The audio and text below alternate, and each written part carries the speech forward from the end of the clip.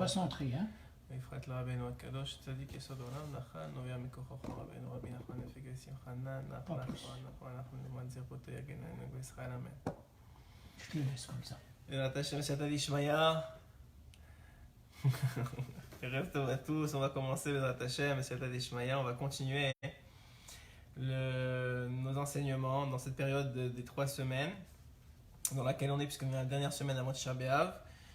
Et je suis toujours, comme je le disais avant, je suis toujours extrêmement étonné et heureux aussi des clins d'œil qui sont envoyés par l'étude. Vous savez que c'est rapporté par Chazal que quand on étudie quelque chose qui correspond à la réalité que l'on vit, alors c'est la preuve que votre étude elle est censée illuminer votre vie. Ce qu'on est un peu en train d'étudier en vérité dans ce l'écouter Moran 11, qu'on va, j'espère, vous attacher à finir aujourd'hui.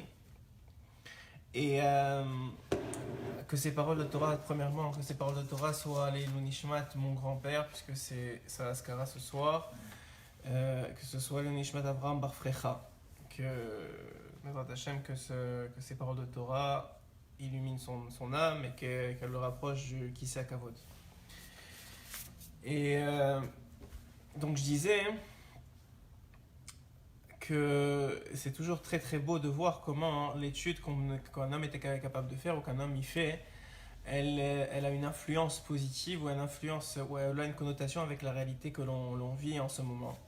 Et on va voir qu'effectivement la réalité elle est plus que connectée, puisqu'on est dans les 3 semaines qui sont les 3 semaines qu'on rappelle notre n'est-ce pas Moshe, on rappelle notre exil, on se rappelle que le Khorban il a été détruit. Ben non, cette année malheureusement, en tout cas on espère que ce sera le Ramashiach avant, Bezrat Hashem. Amen. Mais ça va faire 1950 ans que le Khorban Sheni il a été détruit. Et on va se poser la question, ce que Rabbeinu il pose dans ce l'écouter Moran justement, à savoir pourquoi est-ce qu'on est encore en exil. Pourquoi est-ce qu'on est encore en exil? Quand vous savez, sûrement vous le savez, ou si vous ne le savez pas, vous l'avez entendu, vous l'avez juste oublié. Il y a eu deux temples, un premier et un deuxième, 410 ans, 420 ans de temps. Le premier, il a été détruit, et tout de suite la Gemara demande pourquoi est-ce qu'il a été détruit. Pourquoi? Pour 3 choses. La Gemara elle dit que le peuple d'Israël avait fait à ce moment-là 3 fautes graves, qui sont Shfichut Damim, Gilui Arayot et Avodah Zara. Shfichut Damim, ils ont tué. Gilui Arayot, les mauvaises mœurs. Avodah Zara, l'idolâtrie. Certains disent même que jusqu'au temple, l'idolâtrie était rentrée. C'est pour vous dire que le peuple était, dans un certain sens, corrompu par le Yetzer Hara, corrompu par la faute. Et qu'est-ce qui s'est passé à ce moment-là? Et bien à ce moment-là, le temple est détruit, le peuple d'Israël est exilé en Babylonie, et un mouvement de tchouva commence. Le peuple d'Israël réalise ce qu'ils n'ont pas réalisé pendant toutes les dernières années du temple, parce que Hachem n'a pas amené la destruction du temple comme ça du jour au lendemain. Il y a eu des signes, des miracles qui ont diminué dans le temple, le fil blanc qui ne devenait plus blanc à la fin de Yom Kippour, des signes, des messages, comme chacun d'entre nous peut les voir au quotidien avec Kadosh Baruch Hu, pour nous dire redresse le tir. Et malheureusement, le peuple d'Israël n'avait pas compris, n'avait pas assez de force pour combattre le Yetzer Hara qui le faisait empêcher de voir la réalité en face. Et ils ont été exilés. 70 ans. Au bout de 70 ans, la faute est expiée, la tchouva est acceptée. La tchouva est acceptée presque automatiquement, tout de suite. Mais ça prend 70 ans de réparation, on va dire. Et au bout de 70 ans, une poignée de juifs remontent en terre d'Israël, menés en particulier par Ezra, à Sofer, mais d'autres aussi. Et eux, animés par cette volonté de reconnecter avec Kadosh Baruch Hu, de revivre les grandes années du peuple d'Israël avec la présence du temple, vont reconstruire le temple. Ce temple va être reconstruit pendant encore un peu plus que 400 ans, et encore une fois va être détruit. Et la Gemara, elle pose une question incroyable. Pourquoi incroyable? Parce que c'est la même que la première. Pourquoi est-ce que le deuxième temple a été détruit? Donc c'est pas tellement la question qui est incroyable. Ce qui est incroyable, c'est que personne ne savait pourquoi. Personne ne savait pourquoi. Tout le monde s'est dit, tous les sages ont dit, mais on n'a rien fait de mal. Qu'est-ce qu'on a fait? On n'a pas fait Avodah Zara, on n'a pas fait Shfichut Damim, on n'a pas fait Gilui Arayot, on a respecté la Torah. pourquoi on se retrouve encore en exil? Et de cette question-là des Chachamim, qui ne savaient pas pourquoi ils sont partis en exil, on en est encore aujourd'hui à 1950 ans. Que la Gemara donne la réponse de pourquoi on est en exil, mais il semblerait qu'on n'a toujours pas compris. Parce que si on avait compris, on ne serait plus en exil. Comme c'est rapporté dans la Gemara, qu'à chaque année on vit un nouveau Tisha B'Av, à chaque année qu'on vit un nouveau 9 Av, c'est comme s'il était détruit une nouvelle fois. Qu'est-ce que ça veut dire que c'est comme s'il était détruit une nouvelle fois? Ça veut dire simplement que si on vivait à l'époque, si aujourd'hui Hachem avait reconstruit une troisième fois le temple, il aurait été redétruit. Parce qu'on n'aurait pas été au niveau de le maintenir pour une année supplémentaire. Donc c'est quelque chose de très grave, de très important en tout cas, de très lourd de conséquences. Et la Gemara nous dit deux choses. Elle dit que... Chazak Moshe. Elle dit que comme ça, premièrement, elle dit comme Moshe dit, que la raison pour laquelle on est descendu en exil, c'est à cause de Sinatrinam. Sinatrinam, en d'autres termes, ou en traduction littérale, la haine gratuite. Mais la Gemara ne s'arrête pas là. Et elle dit, pas seulement Sinatrinam, mais il y a une voix, une bat kol qui est sortie du ciel, et qui a dit, c'est parce que mes enfants ne me servaient plus avec joie. Alors la question est de se poser, de savoir, c'est quoi le lien entre les deux? Les deux sont vrais, puisque la Gemara a rapporté deux réponses. Et il semblerait que, une fois qu'on a dit Sinatrinam, c'était pas suffisant. C'est comme si on n'allait pas comprendre qu'est-ce que ça veut dire Sinatrinam, ou la raison profonde de Sinatrinam. Et donc, donc la Bat-Kol est sortie pour dire, oui, tu sais, c'est Sinatrinam, mais pourquoi il y a eu Sinatrinam? Parce que mes enfants ne me servaient plus avec joie. Et Rabbeinu, il a une explication incroyable. Il dit la chose suivante. Il dit que la raison pour laquelle un homme, il aurait tendance à ne pas aimer son frère juif, ou à commencer à se comparer à lui, ou à le jalouser, ou à l'envier, c'est simplement parce qu'il n'a pas conscience du trésor qui est le sien, du trésor qu'est sa vie, de la richesse qui est entre ses mains. Un homme, non seulement il n'a pas conscience, mais puisqu'il n'a pas conscience, il ne s'en réjouit pas. Il n'est pas heureux de son sort. Alors que, comme je vous l'ai dit souvent, le Zohar le rapporte, avant qu'un homme vienne dans ce monde, on lui demande, on lui dit, qu'est-ce que tu veux être? À quoi tu veux ressembler? Est-ce que tu veux être grand ou tu veux être petit? Est-ce que tu veux avoir les yeux bruns ou les yeux blonds? Est-ce que tu veux être le fils de tel ou de tel? Tu veux avoir tel frère ou telle sœur? Où tu veux habiter? Comment tu veux vivre? Et nous, avant de venir dans ce monde, chacun d'entre nous, dit le Zohar, on choisit. Évidemment, avec les Kodesh Baruch Hu, on dit oui, non, je veux être grand, je veux être petit, je veux être intelligent, je veux être moins intelligent, je veux être ceci, je veux être cela. Tout, on choisit tout. Plus que ça, dit le Zohar, je vous l'ai rapporté dans une shiur, plus que ça, dit le Zohar Kadosh, à la fin de cette discussion et qu'on a choisi tous les paramètres de notre vie, on nous fait signer un papier. Et on nous demande quoi? On nous dit, maintenant tu signes que maintenant tu as choisi, n'est-ce pas? Tu signes que avec ces propres paramètres-là, tu vas être un tzaddik. Alors évidemment, je vous l'ai expliqué, le principe de tzidkout, de tzaddik, on n'a pas tous signé d'être Moshe Rabbeinu. Il y a eu un Moshe Rabbeinu, il y en a qui disent donc les 5 parties d'âme, c'est encore un autre sujet. Il y a eu un Moshe Rabbeinu. On n'a pas demandé ni à Moshe, ni à Abraham, ni à de devenir Moshe Rabbeinu. Par contre, on a demandé à Moshe de devenir Moshe. À Moshe, il est venu pour une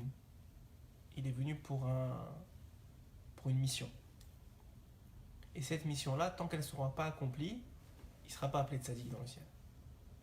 Maintenant, cette mission-là, elle peut être juste de faire tchouva à ses enfants, ou de faire tchouva à sa femme, ou de ramener de la joie à des amis, ou certains, c'est d'autres, c'est de faire tchouva au monde entier.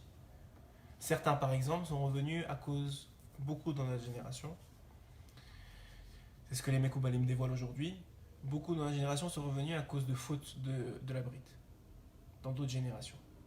Notre génération, et on le voit à cause des tendances et du Yetzirah qui est très très fort dans cette génération, sont descendus dans cette génération à cause des fautes de la brite dans d'autres générations. C'est sûr que quelqu'un à qui on dit, tu sais, tu dois réparer la bride, il va pas choisir d'être quelqu'un de très beau et de très attirant parce qu'il veut pas des problèmes. Il veut pas des problèmes. Encore qu'aujourd'hui, les problèmes de bride, tu peux être seul dans une chambre et avoir des problèmes de bride.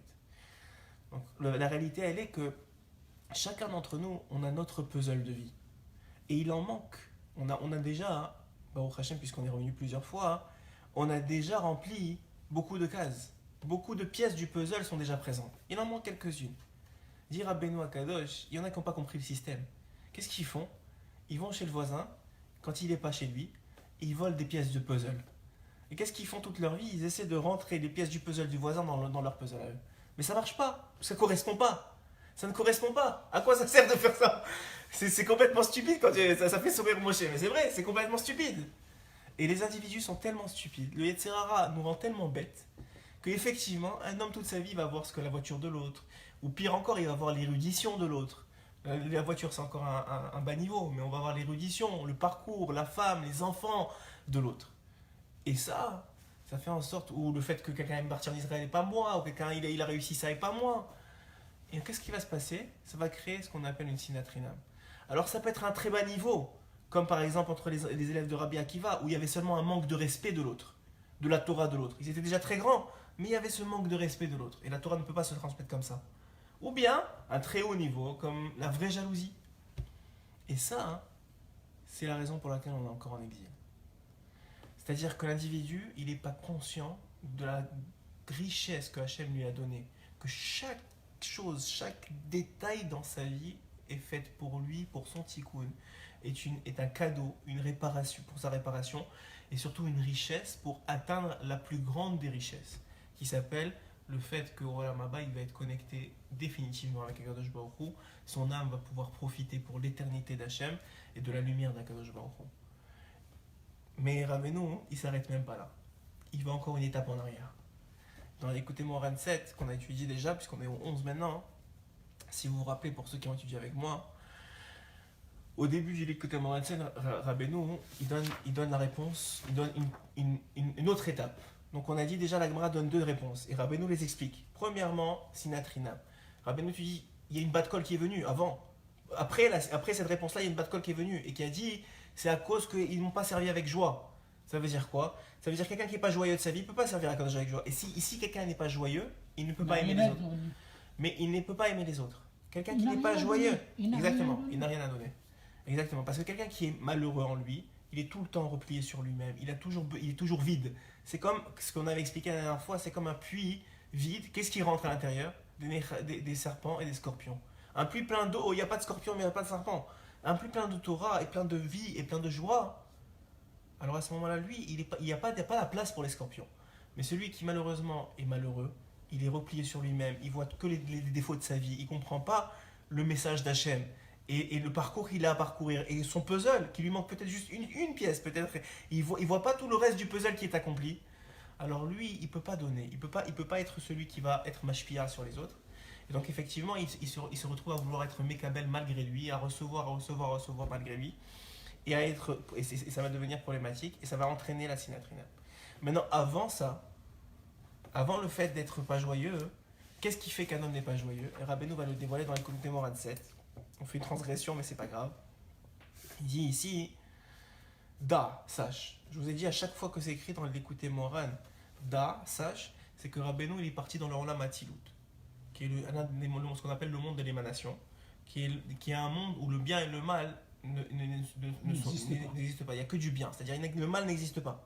C'est un monde où il n'y a que du bien. Il n'y a pas de comme dans notre monde, nous, le mensonge existe. Comme c'est écrit dans le Zohar Kadosh, que dans notre monde, c'est le Olam des Shikra. C'est quoi le Olam des Shikra? C'est le monde du mensonge. Pourquoi? Parce que le bien et le mal est complètement confondu. Mais dans le monde du Olam Atzilut, il n'y a pas ça.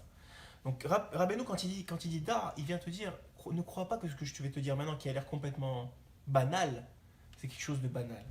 C'est quelque chose que je suis allé chercher dans le Olam Atzilut. Ça veut dire que je suis monté, j'ai traversé des épreuves et des portes pour aller chercher cet enseignement-là, pour te l'amener. Ne crois pas que c'est juste une phrase comme ça que je te dis que n'importe quel philosophe pourrait te dire. Et regardez ce qu'il dit, ça a l'air tout simple, mais c'est énorme de sens. Il dit Aikar Hagalut, l'essentiel de l'exil, la raison pour laquelle on est encore là aujourd'hui, que Mashiach n'est pas encore arrivé. Eno, ce n'est seulement et là que Bishvil à cause Chesron Emouna, à cause d'un manque de foi. Manque de foi.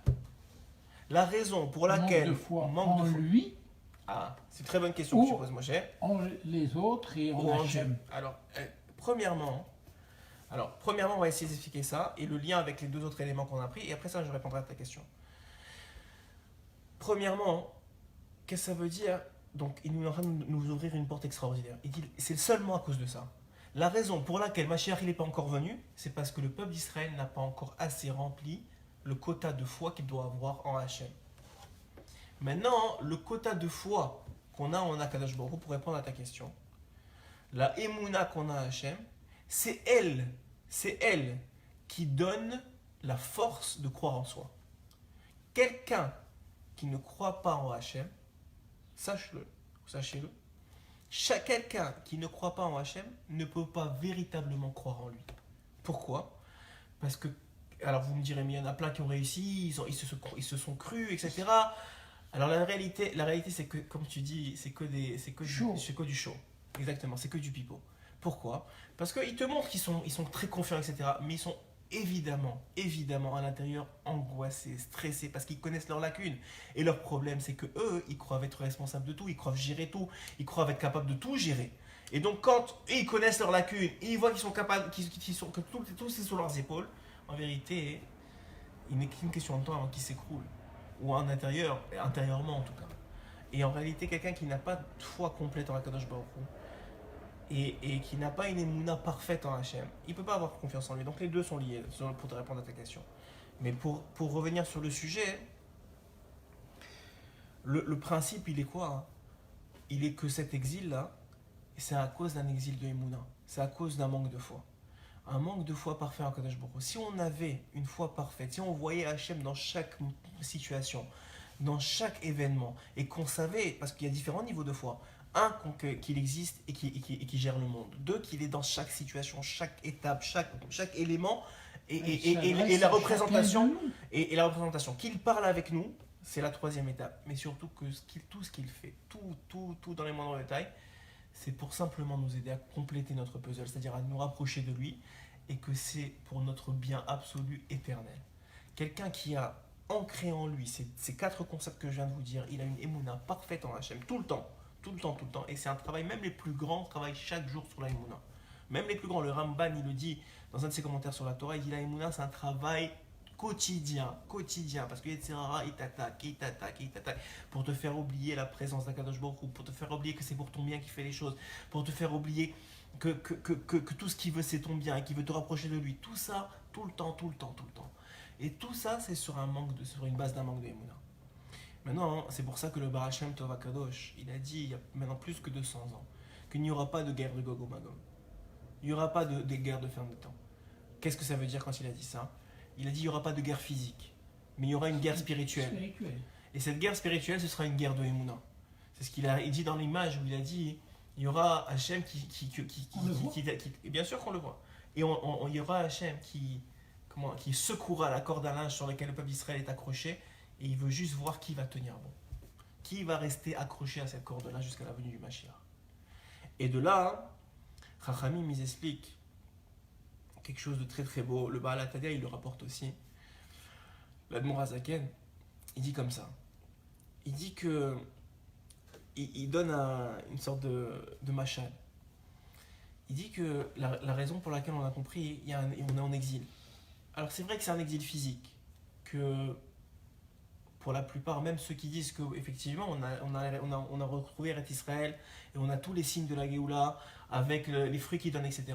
On n'a pas vraiment une shlita, on n'a pas vraiment un exil plus dur que n'importe quel exil. Dans le sens que la terre d'Israël, et c'est vrai qu'elle est sous contrôle israélien, en tout cas pour la plupart de la terre, mais c'est d'abord, c'est pas toute la terre, et deux, on peut malheureusement encore aujourd'hui rien faire sans que les nations soient d'accord. Et en vérité, l'exil, le plus grand exil, c'est celui de Yerushalayim. C'est pour ça qu'on sait qu'on se rapproche de la Géoula, parce qu'aujourd'hui, avec ce qui se passe avec Yerushalayim, on sait qu'on se rapproche de façon imminente. Mais le plus grand exil, c'est celui de Yerushalayim. Mais encore aujourd'hui, le monde du temple n'est pas sous notre contrôle. Encore aujourd'hui, les choses sont compliquées à Tout Yerushalayim. ça, c'est des Et, signes. et tout ça, c'est des signes, effectivement. Mais ça reste vraiment que Béhémet, on se retrouve dans une situation où on est encore en exil physique. Mais ce que je veux vous dire, c'est ce que l'Admor Azakan dit, c'est que cet exil physique n'est que la pointe de l'iceberg. Le vrai exil, c'est un exil spirituel. C'est que le peuple d'Israël est figé dans son manque de Emouna, est figé dans son manque de foi. Alors chacun me dit, mais moi j'ai foi en Dieu. Tout le monde a foi en Dieu. Même ceux qui font pas Torah et Mitzvot, ils ont foi en Dieu. Mais quelle foi? En disant des terres occupées. Mais on va pas changer, on va pas sortir du sujet. Mais, mais tout le monde a un certain niveau un manque de foi. Même si effectivement on a grandi, on fait tchouva, on essaye de se rappeler. Mais on n'est sûrement pas au niveau de ce que Mashiach va dévoiler comme la grandeur d'Akadosh Baruch Hu et le dévoilement d'Akadosh Baruch Hu dans le monde. Il y avait un machal comme ça, hein, juste pour rappeler pour rappeler ce qu'on voulait dire, c'est que, vous savez, on est dans le mois de Av. Qu'est-ce que ça veut dire Av en hébreu? Père. Ça veut dire le père. Et le Admor Azaken, il demande. Exactement. Alors le Admor Azaken, il demande si un mois dans l'année, on devait l'appeler père. Ouais, on devait l'appeler le père. On aurait dû dire un mois où Hachem il se dévoile de façon miséricordieuse avec nous. Par exemple, le mois de Nissan. Le nom est complètement à l'envers. Oui, alors, exactement. Alors, pourquoi on ne peut pas rentrer dans la Kabbalah encore. Juste, suivez-moi. Donc, on est dans le mois de Nissan. On aurait pu dire le mois de Nissan. C'est un mois où, effectivement, comme tu as dit, Yud Kevavke, si tu veux rentrer dans la Kabbalah, et dans le bon ordre. Et c'est un mois où il y a un dévoilement clair et net d'Akadosh Baruch Hu. On a été délivré d'Égypte, où il nous a sortis d'une main forte. Ça devrait être le mois qu'on appelle Av. Et c'est lui notre père, c'est lui qui nous a sortis d'Égypte. Et là, le Admor Azaken, il a une très très belle analogie. Et il dit comme ça. Il dit, si tu vas dans une synagogue, ouais, et tu vois un enfant de 2 ans qui porte encore les couches, et cet enfant-là, hein, il va chez un monsieur qui lui donne des bonbons. Est-ce que tu vas dire, pour sûr, cet enfant-là, c'est son père? Puis non, ça doit être un monsieur de la synagogue, il l'aime bien, il lui donne des bonbons. Mais si tu vois que cet enfant-là, maintenant, il est aux toilettes en train de se faire changer la couche, et il y a un monsieur qui est en train de lui nettoyer les fesses, c'est qui ce monsieur-là? C'est sûr que c'est son père, parce qu'il n'y a personne d'autre qui va faire ça. Il n'y a personne d'autre que son père qui peut faire ça. Il dit c'est la même chose. Quand est-ce que tu vois que Hachem, c'est vraiment Hachem? C'est quand Béhémet, il est sorti de la boue, il s'est lui-même détruit sa propre maison. Il a lui-même sorti, il a cassé ses murs, il s'est exilé, il a exilé à la Shrina. Pourquoi? Pas pour nous punir, pour qu'on soit capable de mériter, pour continuer à vivre. C'est-à-dire pour pas qu'on finisse, pour qu'on soit capable de mériter l'éternité, dans un Beth Amikdash qui méritera l'éternité. Parce qu'on s'en allait, veut pas, vers une destruction totale. Et Hachem, il a dit non, mon peuple, il restera pour l'éternité. Je suis obligé de passer par l'étape, de la destruction de ce deuxième Beth Amikdash pour finalement arriver à une éternité avec mon peuple, avec la construction du troisième Beth Amikdash, la Hatid Lavo qui va arriver très bientôt, directement d'en haut. Et cette analogie, elle est la raison, nous dit l'Admor Azaken, qu'on a appelé ce mois le mois de Av. Et plus que ça, il ajoute, et on va finir avec l'Admor Azaken et on va revenir sur Rabbeinu, même si tout est lié. L'Admor Azaken, il ajoute comme ça, il rapporte une histoire, il dit, il y avait à l'époque des pogroms, il était interdit d'étudier la Torah. Et malgré cela, les maîtres comme les élèves venaient étudier même en pleine rue. Et il y avait un maître avec ses élèves qui étaient en train d'étudier. Et effectivement, ils étaient en train d'étudier. Et ils ont entendu, les guetteurs, il y avait des élèves au loin qui regardaient pour voir s'il y avait personne qui venait s'approcher. Alors au loin, ils voulaient vérifier. Et l'enfant revient en courant, ils arrivent. Donc qu'est-ce que font tout le monde? Ils prennent leur livre et ils courent partout. Ils courent partout pour s'enfuir. Les policiers arrivent, enfin les capots, je ne sais pas comment on les appelle, les méchants. Ils marchent chez Mamzirham. Et ils arrivent, ils ne trouvent personne. Et donc ils s'en vont. Quelques heures plus tard, les élèves et le maître reviennent en place pour étudier. Et le maître dit alors à ses élèves, je veux que vous appreniez quelque chose de cette histoire-là qu'on vient de vivre. Il dit, ah oui, quoi? Il lui dit, dites-moi, pourquoi, pendant que vous avez entendu que les méchants venaient pour nous tuer, vous n'êtes pas resté sur place et vous avez juste pleuré? Ils ont dit, mais on allait se faire tuer, il faut bouger. Il faut se bouger, il faut fuir. Il faut fuir de l'emprise. Alors il dit, apprenez quelque chose. Quand il s'agit de faire tchouva, on ne reste pas à pleurer. C'est vrai qu'aujourd'hui on a plein de halachot, on jeûne, on va pas manger de la viande pendant... Mais c'est pas ça l'essentiel. C'est pas ça le Icar. Il faut se bouger. Il faut se bouger. C'est ça le Icar. Le Icar, c'est qu'il faut se bouger. Combien de temps tu vas pleurer? Combien de temps tu vas pleurer sur ce temple? C'est plus le temps de pleurer. L'ennemi n'est pas seulement physique, il est moral. Exactement. C'est la spiritualité, ce qu'on a dit. C'est que le principe, il est qu'effectivement, combien de temps on va pleurer sur ce temple, sur ce deuxième temple? Ça fait 1950 ans. Maintenant, c'est le temps de préparer le troisième. C'est le préparant de ce temps de faire tchouva, le temps de se bouger, d'ajouter des paroles de Torah, d'ajouter des heures de Torah d'études, d'ajouter des bonnes actions, de se transformer. Pourquoi la Torah? Pas pour la Torah elle-même. Encore une fois, je le dis et je le répète. On n'étudie pas la Torah pour la Torah. On étudie la Torah parce que elle est empreinte des noms de Dieu.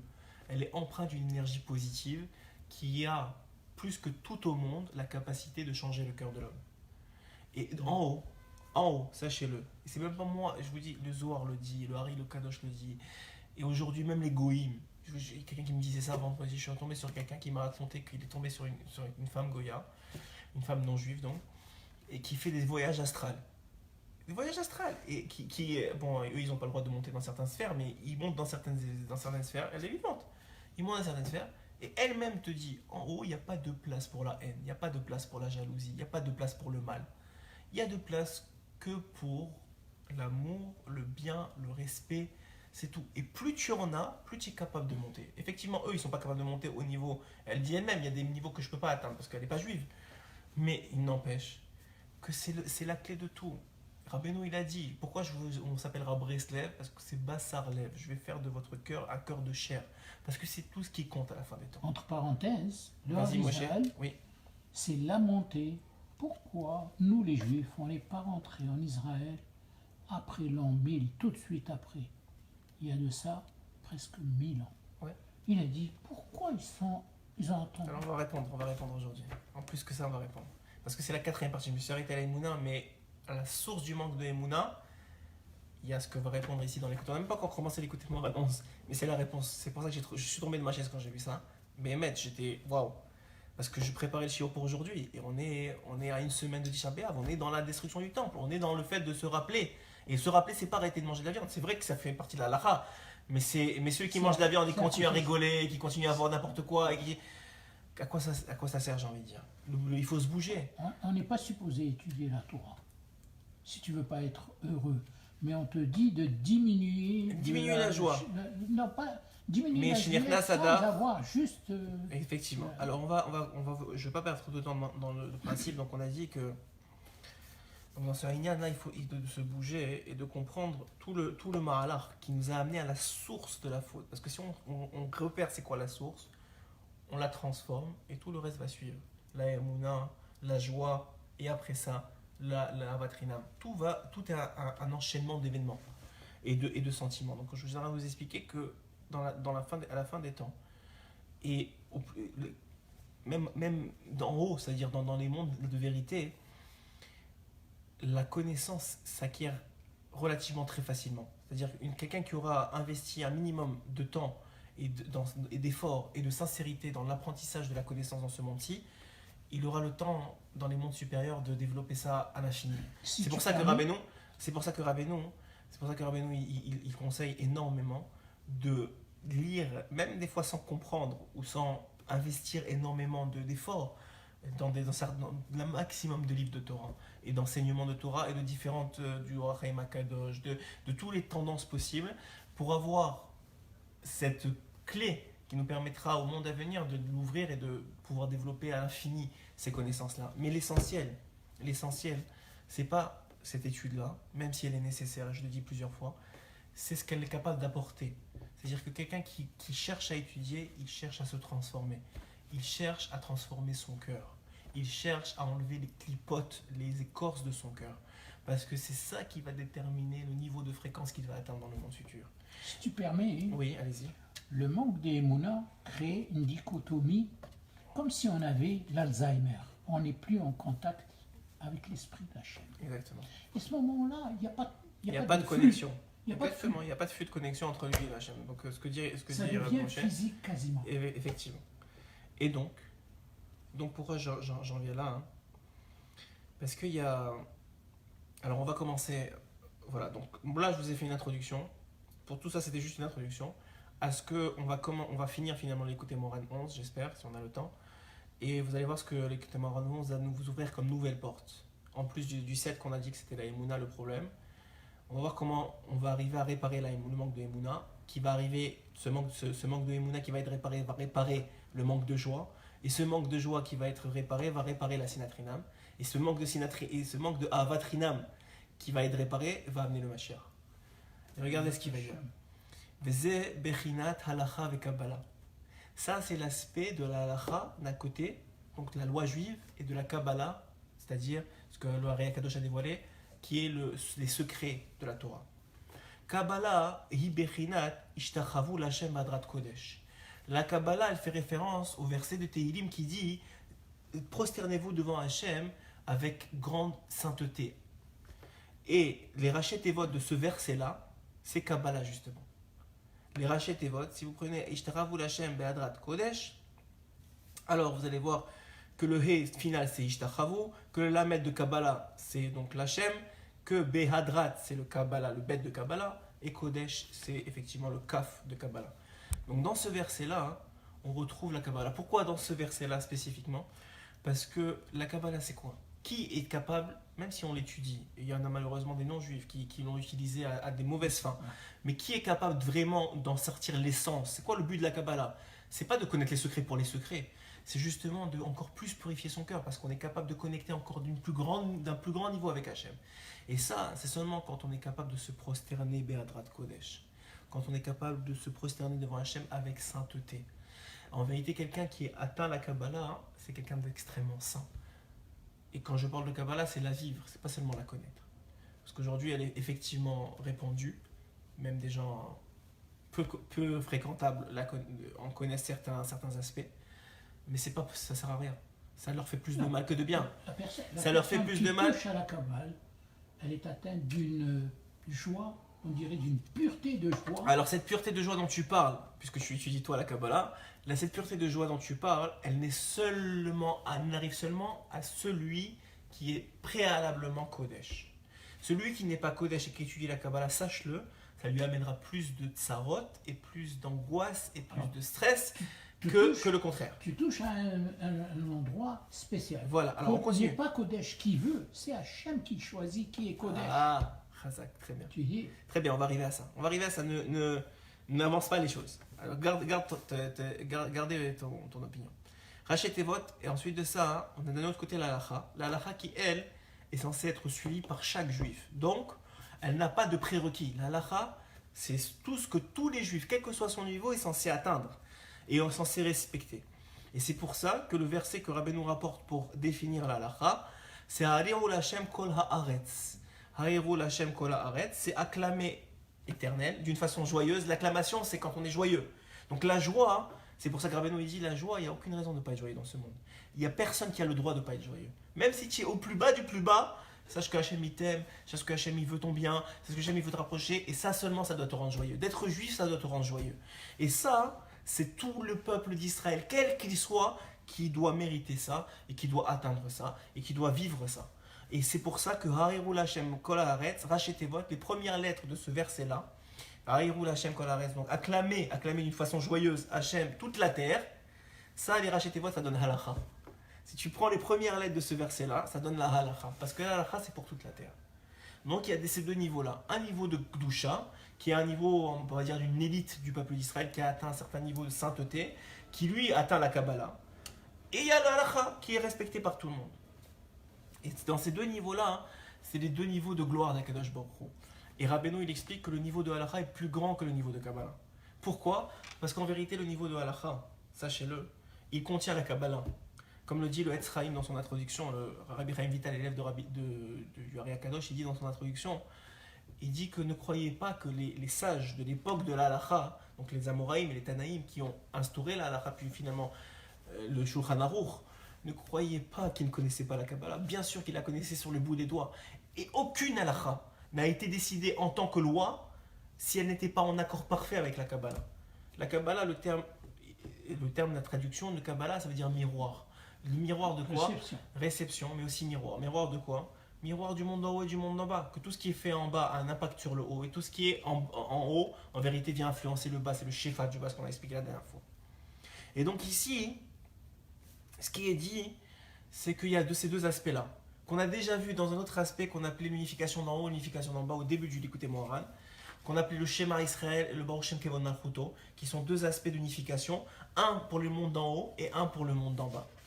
Et tous ces aspects-là, c'est revenu dans ces deux aspects qu'on appelle la Kabbalah et la Halacha, qui s'appelle l'unification d'en haut, l'unification d'en bas, qui s'appelle la gloire d'Hachem. Tout ça pour arriver à la gloire d'Hachem. Puisqu'on a dit, le but du juif dans ce monde, c'est de dévoiler Hachem dans le monde, ce que Mashiach va faire de façon complète et finale. Mais tous ceux qui auront participé un peu à son niveau à dévoiler la gloire d'Hachem, que ce soit par une bracha, par une mitzvah, ou plus par le fait de faire tchouva aux autres, ou de crier, ou de convaincre les autres que Hachem c'est le roi, etc., etc. Chacun à son niveau, chacun avec ses capacités, chacun avec ce qu'il a promis d'être avant de venir dans ce monde, et ses capacités qu'on lui a données. Alors chacun aura une participation dans la venue du Mashiach, évidemment. Et chacun c'est un niveau de razine ou de razine des razines. Chacun c'est un niveau de difficulté. Razine c'est la, comment on appelle ça, de secret, ce qui est à la halakha. La halakha est secrète, elle a été dévoilée après maintes et maintes recherches intellectuelles pour savoir quelle était la réalité, quelle ne l'était pas, qu'est-ce que voulait Hachem vraiment de nous. Et ça a pris beaucoup de travail. Nous on l'a aujourd'hui sur un papier, on dit voilà il faut faire ça. Mais de l'aide de là-haut. Et bien sûr, il y a beaucoup de Sierra Ishmaïa, il y a beaucoup de Ruach HaKodesh qui rentrent dans ça. Tous étaient capables d'avoir Ruach HaKodesh. Mais il n'empêche que la Torah appartient en bas. Donc il y a eu une vraie amal intellectuelle, un vrai combat intellectuel pour arriver à la halakha. Mais c'est aussi du secret. Aujourd'hui elle est dévoilée, mais c'est aussi du secret. Aujourd'hui même la Kabbalah est dévoilée. Pourtant c'est du secret des secrets. Le secret est un secret lui-même. Voilà, le secret est un secret lui-même. Et la Kabbalah c'est le secret des secrets, ce qu'on appelle le Zohar, le Razin des Razines. Et tout ça, nos sages de mémoire bénie, il y aura le kavod d'Hachem pour l'éternité. Que quoi? On a dit la dernière fois, hein, toi tu étais pas là Moshe, mais on a dit la dernière fois hein, que, on va le reprendre, que pendant Shabbat, c'est Hachem lui-même qui est dévoilé. C'est Hachem qui gère de façon claire, nette et précise dans tous les mondes. On voit que c'est Hachem qui gère. Le nôtre, un peu moins, mais c'est quand même une capacité extraordinaire. Il n'y a pas de Gehinam pendant Shabbat. Le feu du Gehinam est éteint. Et vous le verrez dans tous les... Hachem, il est complètement miséricordieux. Il est complètement dévoilé. Il n'y a plus d'interface. C'est pour ça que Rabbeinu il explique qu'un moment extrêmement propice pour lire des Tehillim, un moment extrêmement propice pour faire tchouva, un moment extrêmement propice pour étudier la Torah, et que cette Torah-là va avoir un impact beaucoup plus énorme, comme on l'a dit la dernière fois, que pendant la semaine, c'est à Shabbat. Il n'en reste pas moins que Hachem est présent même pendant la semaine. Mais le Zohar l'explique, et c'est ce que Rabbeinu avait expliqué, Hachem se dévoile, entre guillemets, il faut comprendre, encore une fois c'est des termes kabbalistiques, mais il faut comprendre qu'il se dévoile pendant la semaine sous la forme ou sous l'impulsion de l'ange, le Sarar Olam, ce qu'on appelle, c'est un archange, on dit en français, c'est l'ange des anges, c'est celui qui dirige les autres anges, qui s'appelle Matat ou Matatron selon les différentes explications. Et cet ange-là, c'est lui qui est en gérance dans les 6 jours de la semaine. Et d'un autre côté, on a le Shabbat. Et cette comparaison-là entre les 6 jours et le Shabbat, les 6 jours qui font référence aux 6 traités de la Mishnah, qui sont finalement, ces 6 traités-là vont arriver à la Halakha, sont correspondants aussi à la Halakha et à la Kabbalah. La Halakha, c'est les 6 jours de la semaine. La Kabbalah, c'est cette capacité-là à monter de joie, à monter de niveau, comme le Shabbat le permet.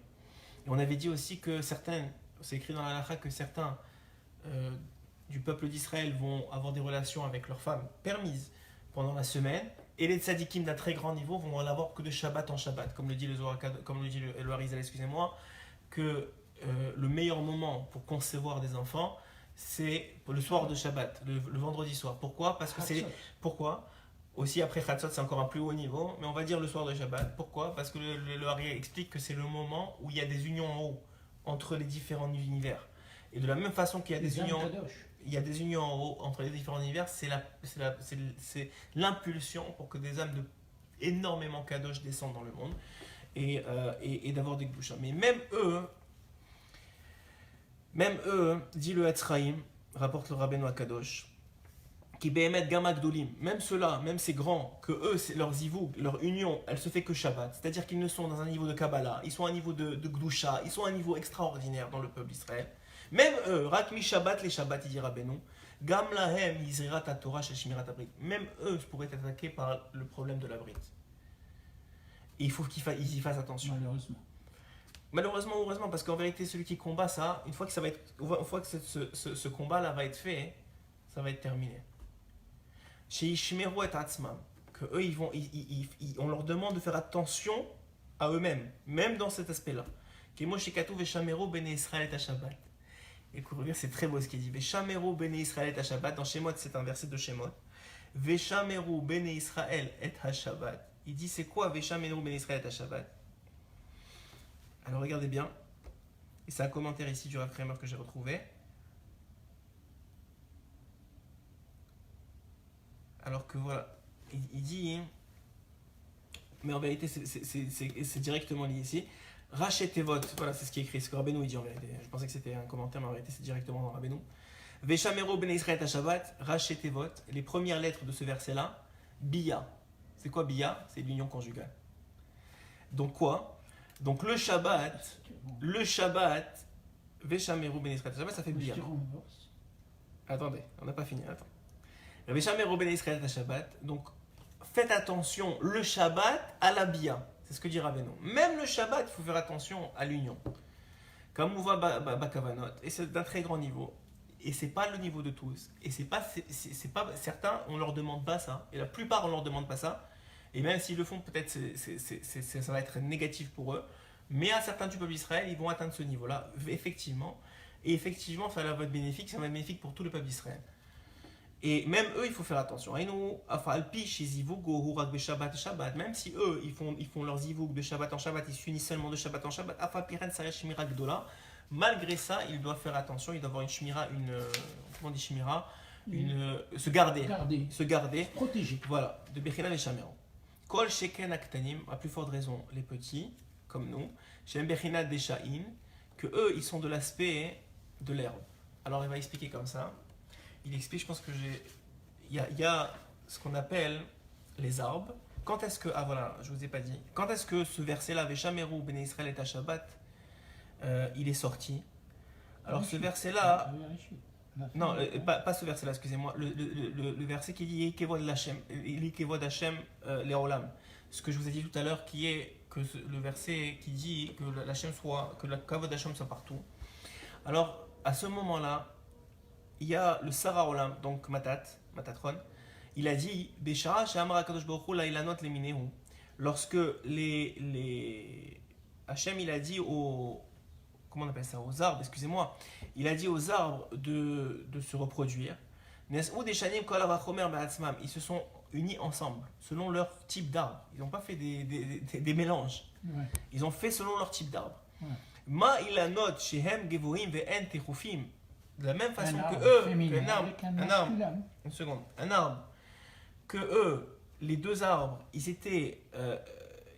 sont grands et ils sont quand même rapprochés. Ils sont éloignés et eux, ils ont réussi à comprendre cela. Amar Kadosh Baruch Hu leminehu, kol sheken, de plus forte raison, les herbes, qui eux sont toutes petites. Et là, on va comprendre la métaphore, la comparaison, que les arbres, c'est les grands du peuple d'Israël, c'est les tzadikim, et les herbes, c'est nous. Alors à Kosheken, nous, on s'inspire des tzadikim qui, eux, sont restés, ont fait attention à leur brite. À plus forte raison, ils se sont dit, chez Tzrichim, la Tzet Milimine, où les herbes, elles ont dit, on doit rester entre nous. Patarsar, c'est-à-dire un homme avec sa femme, et sans mauvaise pensée, sans pensée étrangère, etc. etc. Patarsar Olam ve'amar. Et c'est à ce moment-là que Matatron, il a dit, Yehi Kevod Hashem le Olam. Que le Kavod d'Hachem soit pour l'éternité. Parce que quand un juif, il n'y a pas plus grand, comment je vais dire ça bien, il n'y a pas plus grande façon de glorifier Hachem pour un juif que de faire attention à sa bride. Il n'y a pas plus grand. Il n'y a pas plus grande façon pour un juif que de pour glorifier Akadosh Baruch Hu que de faire attention à sa bride. C'est ce qu'a fait Yosef Hatzadik. Yosef Hatzadik, c'est lui qui a appelé Tzadik, qui est Sod dans l'âme, qui correspond, toi qui aimes les sphirotes, qui correspond à la sphira de Yesod, qui est la dernière sphira de Zeranpin, qui est celle qui est au-dessus de la Malchut, de notre monde à nous, qui passe par le Shefa, ce qu'on avait expliqué la dernière fois, tu n'étais pas là. Et donc, ce principe-là, il est que, qu'est-ce qu'il a fait? Il a dit non. Il a dit, il s'est prévenu. Et même, j'ai écouté un shiur hier, j'étais à Shabbat et on a étudié, et on a vu quelque chose d'extraordinaire. Un Mahamar du Maral de Prague, qui est très beau, je vais vous le rapporter, même si c'est en rapport avec Yosef, donc ça vaut la peine d'écouter. Vous savez que Yosef a été vendu 4 fois, selon la plupart des opinions. Et on croit que les ventes ont été faites comme ça par hasard, mais évidemment il y a Hachem dans tout. Il a été vendu par ses frères aux Ishmaélim, n'est-ce pas? Les Ishmaélim qui, vous savez, avaient cette bonne odeur et on le sait que c'était une façon pour Hachem de dire à Yosef, je suis avec toi. Qui étaient normalement des vendeurs de pétrole, qui finalement étaient vendeurs de parfums à ce moment-là. Mais ces Ishmaélim ne l'ont pas gardé. Ces Ishmaélim, qu'est-ce qu'ils représentent, dit le Maral de Prague? Des gens proches de nous. Ishmaël était le frère de Yitzhak, veut pas. Donc c'était des gens quand même proches de nous. Et donc, il y a un premier éloignement entre Yosef et le peuple d'Israël. Elle voulait le briser. Et ensuite de ça est arrivé un deuxième éloignement. Ils ont été vendus à Midian. Et dans Midian, il a été vendu 2 fois, entre commerçants et commerçants. Et Midian, c'est quoi? Midian, c'est la vanne. Midian, c'est quoi? Midian, dit le Maral de Prague, c'est l'aspect du compromis. C'est un individu. Comment marche le Yetzirah? Le Yetzirah, il va pas te dire, je le dis souvent, le Yetzirah, il va pas te dire mange du porc. Il va te dire, écoute, c'est pas si grave, tu peux manger du poisson dans les restaurants qui sont pas cachers, c'est pas la fin du monde, ça reste du poisson. Tu peux aller en vacances là, c'est pas la fin du monde, tu peux fermer les yeux. Tu peux aller dans telle plage, c'est pas la fin du monde, il y a des endroits qui sont pas si pires. Tu peux mettre tes enfants dans une école qui enseigne du Chol et du Kodesh. C'est pas la fin du monde. Il va finir par étudier quelques heures de Kodesh. C'est pas la fin du monde. Ça s'appelle Midian. Le problème, c'est que les compromis mal gérés, où est-ce qu'on t'envoie à la fin? À Mitzrayim. C'est où Mitzrayim? C'est Ervat Haaretz. Ervat Haaretz, Midian, ils n'ont pas fait juste en vendant Yosef à Mitzrayim, ils n'ont pas fait juste une plus-value financière. Ils ne cherchaient pas à faire de l'argent. Ils cherchaient à casser la Gdusha de Yosef, à briser la Gdusha de Yosef. Donc ils ont dit, où est-ce qu'on va l'envoyer pour tuer sa Gdusha? Où là il y a plus la prostitution, l'homosexualité, tout ce que déteste Hachem. D'ailleurs, d'où vient Bilam? De Midian. D'où vient Bilam? Où est-ce que il y a 2 semaines, Pinchas, avec qui Zimri a fait la faute? Avec la fille de Midian. Et qu'est-ce qu'a dit Zimri? Exactement. Et qu'est-ce qu'a dit Zimri? Zimri, il a dit, mais c'est pas si grave. Toi-même, Moshe, tu t'es marié avec une Midianite. Alors moi aussi, je peux venir et je peux faire n'importe quoi avec elle. Et Pinchas, il a dit non, pas de compromis. Yosef aussi, il est descendu en Égypte parce c'était pas son choix. C'était la volonté d'Hachem qu'il soit comme ça. Mais en Égypte aussi, il n'a pas fait de compromis. Il a dit non. Il aurait pu finir par avoir une relation avec la femme de Potiphar. Il a dit non, je ne veux pas de compromis. Moshe Rabbeinu, lorsqu'il annonce il annonce à Paro qu'ils vont s'en aller. Et au bout d'un certain nombre de plaies, Paro il dit ok, c'est bon, j'en peux plus. Tu m'as dit vous allez partir. Mais qui va partir? Il lui dit tout le monde. Il dit tu sais quoi? Pas tout le monde, juste les hommes. Il lui dit non. Il lui dit même pas non. Il sort. Il ne discute pas avec lui. Il n'y a pas de compromis. Plus que ça, c'est pas seulement qu'il n'y a pas de compromis, c'est qu'il n'y a pas lieu de discuter. Et après ça, qu'est-ce que dit Paro? Il dit mais on avait une entente. Mais tu l'as pas respecté ton entente, mon grand. Quand on t'a donné les 3 jours, tu nous as dit non. Tu nous as dit, tu as commencé à discuter, on a dit c'est fini. C'est comme le Rav il disait hier, c'est comme les musulmans. Les musulmans, pas les musulmans de façon générale, mais ceux qui se sont battus contre nous quand on a récupéré Israël. On a une entente, on a fait une entente avec eux. Et quelques jours après, qu'est-ce qu'ils font? Ils nous font la guerre. Et une fois qu'ils ont perdu la guerre, qu'est-ce qu'ils disent? Mais on avait une entente. Mais quelle entente? Vous avez fait la guerre. Vous avez fait la guerre, vous avez perdu. Quelle entente? Vous-même, vous avez rompu l'entente avec, avec la guerre. Et maintenant, vous revenez sur l'entente préalable qu'on a acceptée en temps de paix. Ça, c'est le compromis. Il y a des choses, t'enseigne la Torah, sur lesquelles tu ne peux pas faire de compromis. Parce que si tu fais du compromis, tu vas finir par complètement te perdre. Tu vas finir par descendre en Mitzrayim. Et sûrement que tu ne seras pas aussi fort que Yosef. Parce que Yosef, lui, n'a pas choisi, il a été vendu. Mais si toi, par ton propre compromis avec Midian, c'est la même chose avec Yaakov. Yaakov, qu'est-ce qu'il lui a dit, Lavan? Il lui a dit, tes enfants, c'est mes enfants c'est tes enfants. Yaakov, il a dit, on met une barrière. Mes enfants, c'est mes enfants, tes enfants, c'est tes enfants. Moi et toi, on n'a rien à voir ensemble. Ça, c'est que dans certains moments dans la vie, il faut savoir mettre le point sur la table et dire j'ai pas de compromis. Mes enfants, ils vont aux écoles religieuses. Parce que mes ancêtres, ils m'ont enseigné depuis Abraham Avinu que c'est le voie du juif de respecter la Torah, de connaître la Torah, d'enseigner la Torah et d'apprendre un métier après. Mais dans ma maison, on respecte le Shabbat. On respecte les choses. Alors c'est vrai qu'après ça, s'il y a des gens que, effectivement, qui sortent du chemin, il faut savoir comment les gérer, comment les approcher. Mais vis-à-vis de soi-même et vis-à-vis de ses proches, c'est ici. C'est le seul écouté moral là. C'est bon? Ça a repris? Seul écouté moral là, il finit avec un. Comme les premiers l'écouté moral, je vous ai dit qu'ils ont la plupart finissent avec une histoire du Talmud qui est enseignée par Rabba Bar Hana. Une histoire incompréhensible qui, même avec les explications de Rabbeinu, est très difficile à comprendre. On va la faire. Rabbeinu rentre vraiment dans les détails, mais c'est très compliqué, donc je vais essayer de vous la sortir des mots. On va essayer de comprendre mieux. Et surtout, il y a un enseignement qui répond à la question pourquoi on est encore en exil, qui est le titre du shiur et qui est tellement d'actualité, qui répond encore plus que la hymne.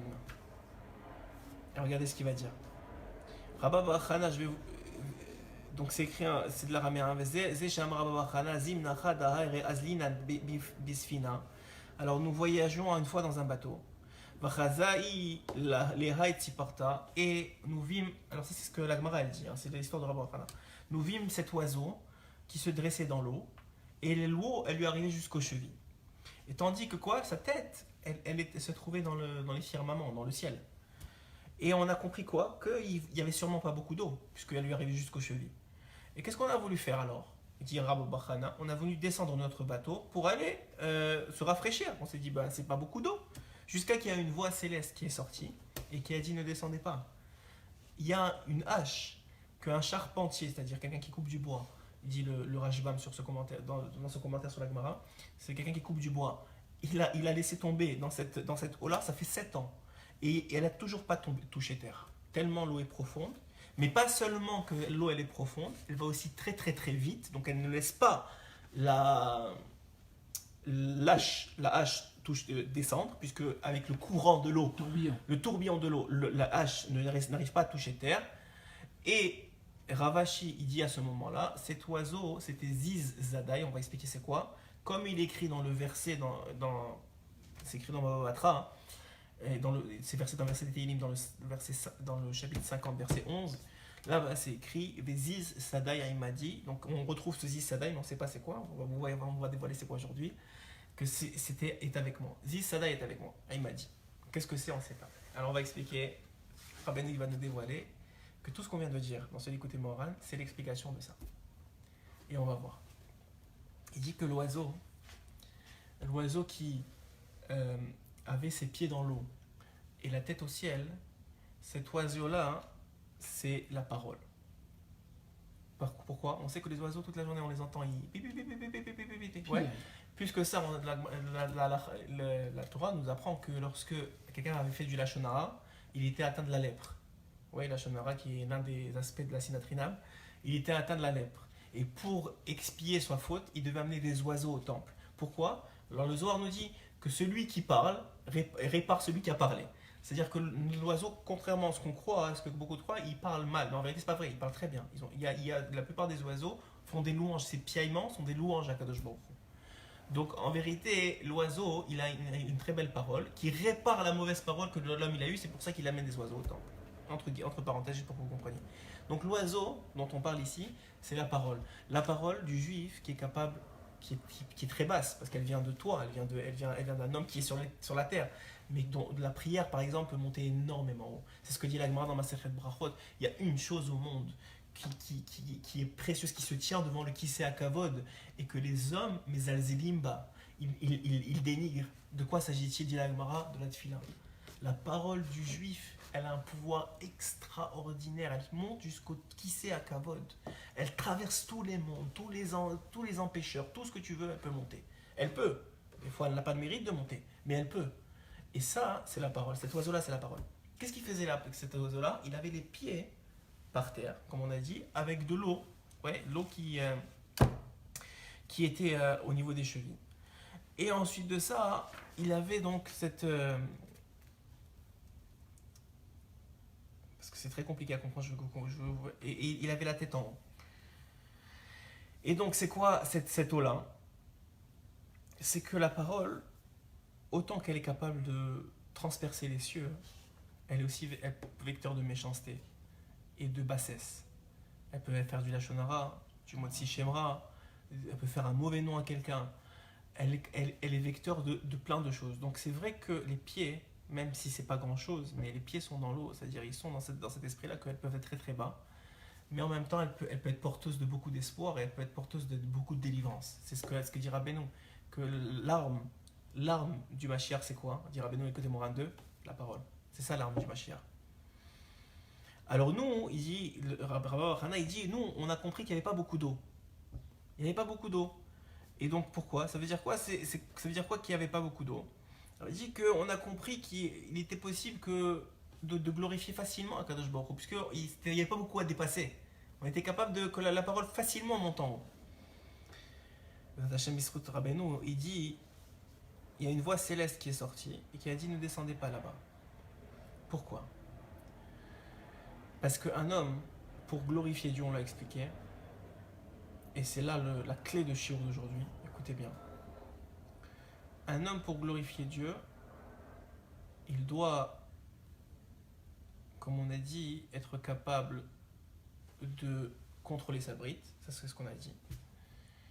Et son contrôle de brite, il est au service, quelqu'un qui comme pour contrôler son alliance avec Akadosh Baruch Hu, il doit avoir un prérequis. Et ce prérequis-là, c'est l'humilité. C'est l'humilité.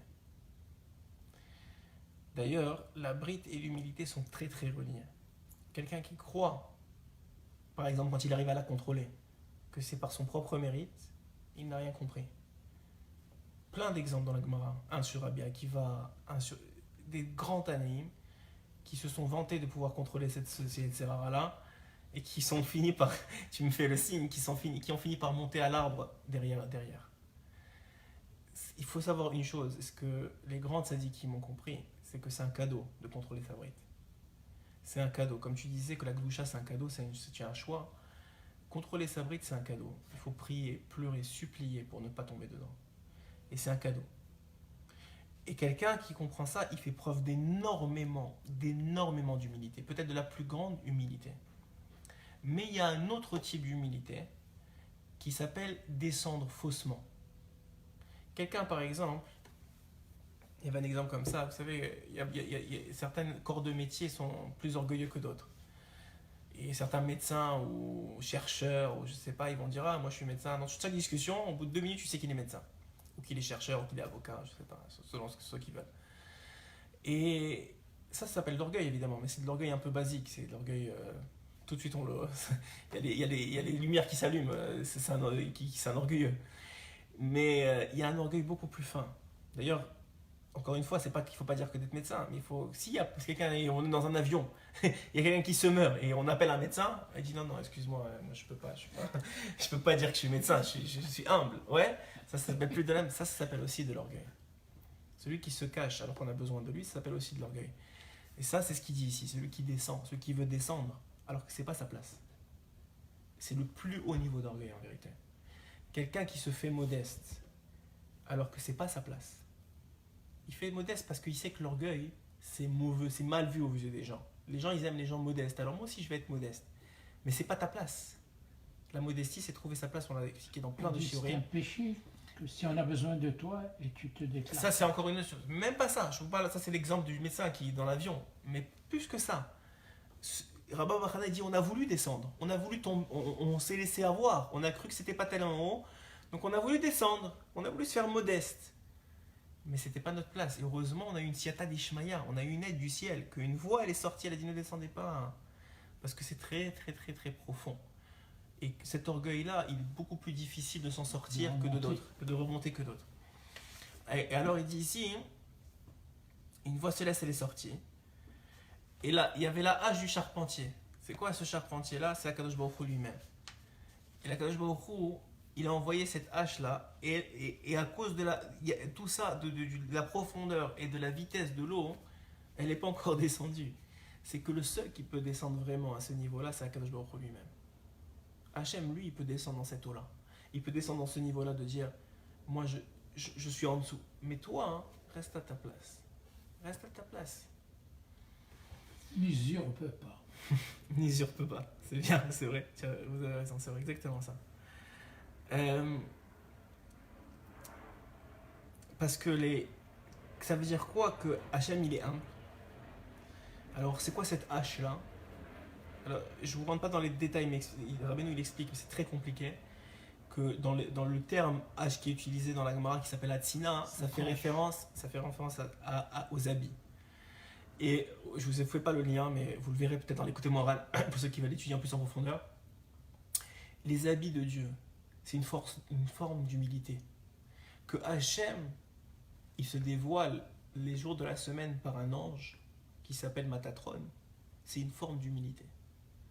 Hachem, il se cache pour nous laisser avoir le libre arbitre, pour nous laisser grandir, pour nous laisser vivre. C'est la plus grande des formes d'humilité qui existent. Et seul Hachem est capable de faire ça.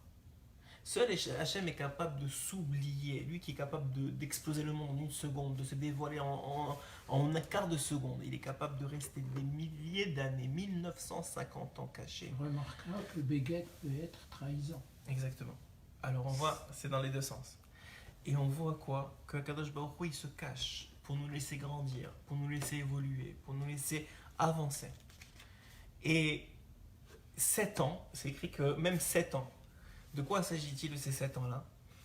Alors c'est rapporté que il y a eu 7 rois qui ont introduit de l'idolâtrie, qui ont introduit de l'idolâtrie dans le pays d'Israël avant que soit détruit le temple définitivement. Et ces 7 rois-là, c'était un roi d'Israël.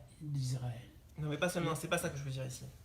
C'est qu'il y avait 7 rois, et il y avait Yerovam ben, Yerovam ben Nevat, Baasha ben Ashia, Achav ben Umri, Yehu ben Nimshi, Pekar ben Rimalyahu, et Menachem ben Gedi, Oshea ben Aïla. C'est les 7 rois qui ont introduit l'idolâtrie au fur et à mesure, de plus en plus d'idolâtrie, de plus en plus d'idolâtrie, de plus en plus d'idolâtrie dans le peuple d'Israël, jusqu'à qu'Hachem il a dit stop. Et l'exil a commencé à travers les 10 tribus d'abord, et ensuite le tribu de Yehuda qui est parti définitivement. Et donc quoi?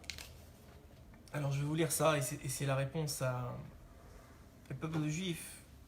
C'est écrit dans Gittin, donc Maseret Gittin Pechet. Logalou Israël. Ils n'ont pas été exilés le peuple juif. Jusqu'à que les 7 maisons d'idolâtrie, les 7 maisons royales ont rentré l'idolâtrie dans le peuple d'Israël. Et sachez que l'idolâtrie, c'est l'antithèse de la Emouna. Par exemple, la Gemara dit, quelqu'un qui se met en colère, il est Avdei Avodah Zara. Il faut le voir comme s'il est Avdei Avodah Zara. Il est en train de servir un autre Dieu. Quelqu'un qui met en priorité, je n'ai pas envie de faire parce que c'est la Coupe du Monde aujourd'hui, mais quelqu'un qui met en priorité d'autres intérêts que celui d'Akadosh Baruch Hu, c'est une forme d'idolâtrie. L'argent, c'est une forme d'idolâtrie. Chacun à son niveau. Alors tu dis, c'est trop, c'est pas trop. C'est juste une question qu'on n'est pas au niveau de cette émouna parfaite. Mais tous sont des formes d'idolâtrie. Et donc il y a eu cet orgueil et cette idolâtrie-là qui a amené l'idolâtrie, et cette idolâtrie-là qui a amené le manque de Emouna, ce manque de Emouna qui ont refait le parcours, qui a amené ce manque de Emouna qui a amené on a dit le manque de joie, et le manque de joie qui a amené la sinatrina. Et Rabbeinu, il va y répondre, et on va finir sur ça. Rabbeinu, il va répondre pourquoi est-ce qu'on n'a pas encore Remonter la Géoula. pente. De Géoula. Pourquoi est-ce que le peuple d'Israël n'est pas encore revenu sur sa terre, complètement, avec le plein pouvoir sur sa terre? Et pourquoi il y a encore des gens qui sont même pas en Eretz Israël? Il va répondre maintenant tout de suite. Écoutez bien la phrase de Rabbeinu. Moi, je suis tombé de ma chaise. Figurativement, je suis tombé de ma chaise en lisant ça. Allié d'Ezé. C'est écrit dans Teilim. Je vais vous dire. El Mishum. Alors, Shehem Rodfim Achara Kavod. Alors, Allié d'Ezé. En Yecholim Leagia Belachazor l'Eretz Israël. À cause de cela, ils ne sont pas capables de revenir, d'atteindre et de revenir en Eretz Israël. Haïnou, c'est-à-dire, c'est quoi cela? Allié des Retifat à Kavod Be'agadlut. Parce que le peuple d'Israël est encore en train de rechercher du Kavod pour lui-même et de la grandeur pour lui-même. Et non pour Hachem. Et non pour Hachem. La raison pour laquelle, Rabbeinu dit, il dévoile, la raison pour laquelle tout le peuple d'Israël n'est pas encore monté en Eretz Israël et on n'a pas encore eu la Géoula et on a encore un manque de Emouna qui est le symptôme du manque de Emouna, c'est parce que le peuple individuellement, le membre du peuple d'Israël sont encore en recherche d'une certaine gloire et d'un certain honneur au sein des nations pour eux-mêmes. Ça fait froid dans le dos. Parce que l'essentiel du fait, pas de la galoute, on a dit tout à l'heure, vous avez vu la façon dont il a parlé Rabbeinu la dernière fois, il a dit qu'il y a Ikar galoute, l'essentiel de l'exil. Il dit ici l'essentiel du prolongement de l'exil. Arichat galoute, ça s'allonge. Pourquoi ça s'allonge? L'essentiel de l'exil, on a dit, c'est la Emouna. Mais pourquoi la Arichat galoute? Pourquoi ça s'allonge? Chez En Yecholim la Chouv l'Artsenu, qu'on n'est pas capable de rentrer en Eretz Israël. Pour ceux qui ne sont pas encore rentrés, et même pour ceux qui sont rentrés, puisqu'on est encore en galoute spirituelle, ou Rak, Mechamat, Avon, c'est à cause seulement à cause de la faute, à cause de la continuation de la faute, Hagadlut, de la grandeur qu'on recherche, Urdifat Kavod, et de cette poursuite de l'honneur. En d'autres mots, on continue à œuvrer pour nous au lieu de pour Hachem. En d'autres mots, dit Moshe, on œuvre pour nous au lieu d'œuvrer pour Akadosh Baruch Hu. Exactement. Et sur ça, on doit être triste. Sur ça, on peut être triste. Et quand tu es humble, la vraie humilité, et tu t'oublies, là, alors c'est fini. C'est pour ça qu'il dit le travail, il est sur l'humilité. Sachez que tous ceux qui ne sont pas montés en Israël, et même ceux qui sont en Israël, ça veut dire que tout le travail, il faut être battu. Il ne faut pas être battu, il faut se sentir. Voilà. Il faut se sentir. Inutile pour soi. Ouais. Inutile pour soi. Ouais. On est le vecteur d'Akadosh Baruch Hu dans ce monde. Et tant ou aussi longtemps qu'on recherchera. C'est énorme. Le Midrash il dit. D'abord la Mishnah elle dit que tout celui qui cherche le kavod, il le fuit, tout celui qui le fuit, il le cherche. Plus que ça, le Midrash. C'est pour ça qu'il te dit. Une seconde, alors on n'a pas fini. Ne va pas là. Alors, une seconde. Donc le principe il est comme ça. Il n'est pas dans les actes, encore une fois. Le Midrash il dit, juste pour finir ce que je voulais dire, le Midrash il dit que tout celui qui cherche le kavod d'Hachem, Hachem il lui redonne le kavod d'abord. C'était le cas pour Moshe Rabbeinu, c'était le cas pour Yeshua Binu. Pourquoi Yeshua a été choisi? Parce qu'il était tellement humble, comme Moshe d'ailleurs, il avait une certaine âme, il était capable de contrôler sa brite aussi, que ses paroles illuminaient le peuple d'Israël. Quand quelqu'un est entendu, quand quelqu'un il a une parole qui perce le cœur des gens, le premier Rabbeinu Akadosh, dans les enseignements de Rabbeinu Akadosh qui nous perce le cœur, c'est parce qu'il a atteint un niveau d'humilité et de shmirat abrit qui fait en sorte qu'on est capable d'entendre et de se prosterner entre guillemets devant lui, devant ses paroles, parce qu'on les accepte. Quelqu'un qui accepte une parole de l'autre, il est capable de se prosterner. Et c'était le problème des 10 frères. Les 10 frères ont vendu Yosef, pourquoi? Parce qu'ils avaient trop de recherche de gadlout et de kavod. Ils n'étaient pas capables de se prosterner devant leur frère, qui lui avait atteint un niveau beaucoup plus élevé de humilité devant Hachem et surtout de shmirat abrit. Et c'est pour ça qu'à la fin, ils ont reconnu l'humilité et la shmirat abrit de Yosef et ils se sont prosternés devant lui. Ouais, il a fait des erreurs aussi. Mais ça, donc le principe, il est comme ça. Et donc, on va finir sur ça. Hein. Tout ça, c'est une voix céleste qui l'a dit. Kol ze orida lahem bat kol, kodel bizou yagadlut. Elle montra combien l'orgueil aux yeux d'Hachem il est méprisable. Kedesh Yitraku. Tu sais, les gens ils disent, ils veulent pas parce qu'ils ont des positions sociales, ils veulent pas monter en Israël, ils disent ça va être difficile, ou bien ils veulent pas mettre leurs enfants dans des écoles complètement Kodesh parce que bon, tu sais ça va être compliqué, c'est pas évident. Alors il y en a que c'est moi, hein, je parlais de ça avec quelqu'un vendredi. Moi, j'ai rien à dire. Moi, je suis pas quelqu'un pour juger ni pas juger. Mais j'ai une seule chose à dire. Je l'ai dit déjà plusieurs fois, donc c'est pas nouveau. Qu'un homme, il soit pas en Eretz Israël. À la limite, ça me gêne pas dans le sens que pour moi, c'est pas un Yetzirah. Chacun, il a son travail à faire. Chacun, il a un tikkun à faire. Peut-être que ce tikkun-là. Et chacun, il a la place que Hachem lui a attribuée. Donc, si sa place pour l'instant, c'est pas Eretz Israël, c'est pas Eretz Israël parce qu'il a encore plein de choses à faire ailleurs. Ça, je peux comprendre. Et pas seulement comprendre, c'est totalement logique. Mais il y a quelque chose que Rabbi Nathan il dit, et que ça, hein, je pense c'est très vrai. C'est qu'il ne soit pas là-bas, c'est une chose. Et c'est pas Yetzirah. Mais qu'ils ne veulent pas être là-bas, ça c'est le plus grand des Yetzirah. Qu'un individu, ils ne veulent pas être en Eretz Israël aujourd'hui. Qu'un individu, ils ne veulent pas la Géoula, vraiment. Qu'un individu ne veut pas que Hachem se dévoile vraiment, qu'un individu ne veut pas vraiment la reconstruction du temps, qu'il soit là le troisième ou pas, c'est pas entre nos mains presque. C'est entre nos mains si on travaille notre orgueil, si on fait ce qu'on peut, mais c'est pas nous qui allons construire. La preuve c'est connu que ça va être construit d'en haut, mais qu'on ne veuille pas, qu'on ne prie pas pour ça, qu'on ne se réveille pas à Khatsot pour ça, qu'on ne pleure pas sur ça, qu'on ne bouge pas, on ne fasse pas de chouva pour rapprocher ça. Ça, Rabbi Nathan dit, je comprends pas. Alors si déjà Rabbi Nathan ne comprend pas, c'est sûr que moi je comprends pas. Oui, mais nous, on est déjà d'un côté où on peut comprendre et poser ces questions. Il y en a d'autres qui ne sont même pas arrivés là. Alors exactement. Alors moi j'ai toujours dit que une fois que c'est comme une échelle, je le répète souvent, c'est des questions qui reviennent. C'est comme une échelle, le peuple d'Israël. Quand celui d'en haut il sera monté dans la barre supérieure, celui de lui derrière lui va monter, celui derrière va monter, et le reste va monter aussi. Mais ceux qui n'ont pas atteint la Teshuvah, ils ne se posent pas des questions pareilles. Ils se posent peut-être pas des questions pareilles, mais c'est la faute de ceux qui sont atteints la Teshuvah et qui n'ont pas encore fait assez de Teshuvah. C'est juste ça. Une fois qu'ils vont faire assez de Teshuvah, ils vont monter sur l'échiquier de l'échelle, les autres vont monter aussi. On va finir, parce que je veux pas trop attarder, sur cette histoire de Ziz Sadai, ce qu'on avait dit de Ziz Sadai qui est avec lui. C'est encore cette histoire qu'il y a une unification des mondes supérieurs et des mondes inférieurs. Alors on va finir comme ça, pour comprendre Bezrat Hashem et Siyata Dishmaya, tout ce qui a été dit dans ce Likutei Moharan jusqu'à maintenant. Et tout ce qui a été dit, on avait commencé avec un verset de la Torah qui disait comme ça: Veze ou shemi ou kvod le'acher lo iten otilatel efilati. Que et voici je suis Dieu et c'est mon nom et je ne prête ma gloire à personne et ni ma louange je la prête à personne.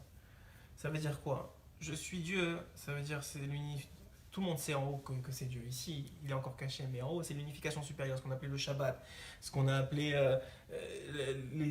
la Kabbalah, tout ça, ça s'appelle du monde d'en haut. C'est mon nom, c'est du monde d'en bas. Ici, on ne connaît Dieu que par son nom. Il s'appelle des fois Yud Kevavke, il s'appelle Elohim, il s'appelle Kel, Aleph Lamed, il s'appelle plein de noms. Il s'appelle le nom des 42 lettres, de Hana Bechoar. Il a des noms. Ici, c'est les noms. En haut, c'est Dieu lui-même. Il y a un dévoilement qu'on sait c'est qui. Ici, on ne sait pas c'est qui. On a des noms de lui. Mais par contre, sa gloire, il la prête à aucun autre. Sa gloire, son kavod, il la prête à aucun autre. Même quelqu'un qui étudie la Torah, même quelqu'un qui connaît, même quelqu'un qui avance, même quelqu'un qui fait ce que tu veux, même quelqu'un qui est Shmirat Abrit comme il faut. Comme Yosef Hatzadik, qui a réussi, comme Boaz avec Ruth. Ouais, il a réussi à tenir l'épreuve. Sachez que c'est que de la Siyata Dishmaya, c'est que de l'aide divine, c'est que des cadeaux gratuits. Il appelle ça Matenat Chinam, Rabbi Nathan dans l'écoute à la Chot. Et ça veut dire quoi? Ça veut dire c'est pas ma gloire, moi j'ai rien fait, moi j'ai voulu. C'est pour ça que je vous ai dit, j'ai voulu monter en Israël. J'ai voulu que le Beth Amidash revienne, j'ai voulu faire tchouva. Et j'ai cherché, j'ai prié, j'ai demandé, j'ai essayé. Mais y réussir, c'est Hachem qui m'a donné ça. Et réussir, c'est le cadeau d'Akadosh Baruch Hu. Réussir à fermer les yeux devant une femme, ou à contrôler ses pulsions, ou à ne pas avoir de mauvaises pensées, ça, c'est un cadeau d'Hachem. Mais ça prend un prérequis. Ça prend bien sûr un prérequis, une volonté profonde et sincère de le servir et de faire ce qu'il veut. Et même pas, il dit ma louange, je la prête à personne. Pas seulement ma gloire, mais même ma louange, je la prête à personne. C'est quoi cette louange-là? C'est la parole. L'aspect de la parole, que la bouche elle profère des louanges à Hachem, même ça, c'est un mérite qui t'est donné par Akadosh Baruch Hu. Et c'est seulement à qui il veut le prêter. C'est-à-dire, il s'habille en toi. Quand tu le louanges, c'est une forme d'Akadosh Baruch Hu qui s'habille en toi pour le louanger. Tout ça, ça vient réparer l'orgueil de l'homme. C'est pour ça que la Torah, lorsqu'elle est bien utilisée, comme pour Moshe Rabbeinu, elle amène à l'humilité. Lorsque tu as atteint un niveau d'humilité, tu es capable de contrôler ta brite. Et là, je vous fais tout le cercle de ce l'écouter Morane pour qu'on finisse la boucle. Lorsque tu es capable de contrôler l'humilité, tu es capable de contrôler ta brite. Lorsque tu es capable, parce que ça vient d'Hachem, lorsque tu es capable de contrôler ta brite, tu es capable d'avoir une émouna parfaite en Hachem. Lorsque tu es capable à chaque instant de voir qu'Hachem il est là, qu'Hachem il t'aime, qu'Hachem il veut ton bien, qu'Hachem il fait tout pour le bien, qu'Hachem il est là pour toi, et que quel que soit ton matzav, où tu habites, c'est qui tes enfants, tout ça, ça a été créé pour toi, pour te réparer à toi, et pour ton bien absolu qui vient d'un amour parfait. Quand tu as cette émouna-là, ça répare la joie. Tu commences à être joyeux, tu commences à dire merci sur chaque chose, même les choses mal, comme il dit David Ameller, que quand Hachem, il se dévoile bien avec lui, il le loue, et quand il se dévoile avec Elohim, il le loue aussi. Pour lui, il n'y a pas de différence, comme Ish Gamzu qui disait Gamzu les Tova pour tout, comme Rabbi Akiva qui a dévoilé que Akol Bachamanan Islam, que tout ce que fait Hachem, c'est le bien absolu. Alors tout ça, hein, ça vient t'apprendre que ça te répare la joie. Et quand tu as réparé la joie, ça vient réparer la sinatrina. Ça vient réparer et ça amène de la avatrina parce que toi tu es tellement joyeux. Tout ce que tu veux faire, c'est que les autres soient joyeux. Toi tu as tellement atteint la plénitude de toi-même que ce que tu veux maintenant, ce qui te reste, qui t'apporte encore plus de joie, c'est quoi? C'est de rendre les autres joyeux, de les réparer à eux, de les envoyer à Ouman, de les convaincre que Hachem il existe, de leur faire tchouva. Tu répares tout ça. Et lorsque tu es arrivé à ça, quand chacun d'entre nous sera arrivé à ça, et ça va arriver, vous inquiétez pas, même si vous ne savez pas pessimiste, ça va arriver. La Géoula, le Mashiach il est là, et la Géoula elle va arriver. Amen, Kenny Ratson. Il faut fermer. Alors je voulais te parler. Maintenant on peut parler. Attends. J'éteins ça.